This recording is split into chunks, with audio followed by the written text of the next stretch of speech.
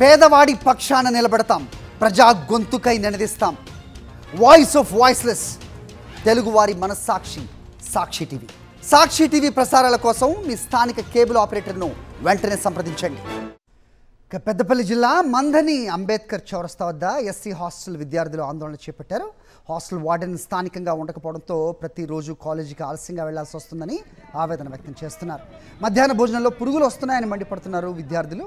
రోడ్డెక్కి ఆందోళన తెలపడంతో పోలీసులు విద్యార్థులతో మాట్లాడారు. సమస్య పరిష్కరించే విధంగా వార్డెన్తో మాట్లాడతామని చెప్పి నచ్చ చెప్పారు.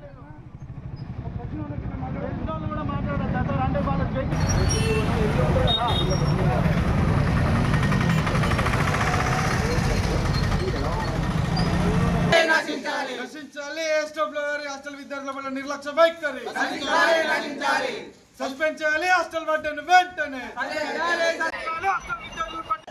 ఈరోజు పెద్దపల్లి జిల్లా మంథని మండల కేంద్రంలో ఉన్నటువంటి ఎస్సీ బాలుర వసతి గృహంలో ఉన్నటువంటి కనీస సౌకర్యాలు అలాగే టిఫిన్ పెట్టడట్లేదని చెప్పి ఈరోజు మంథని అంబేద్కర్ చౌరస్తాలో రాస్తారోకో నిర్వహించడం జరిగింది.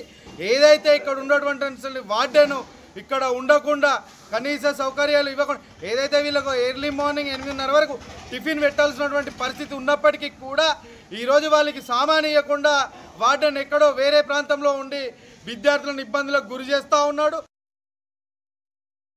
నిన్న గ్యాస్ మూత అయిపోయింది. ఒకటే స్టవ్ నడుస్తాను, 2 స్టవ్లు ఉంటాయి పెద్దదానికి, ఒకటే స్టవ్ నడుస్తుంది.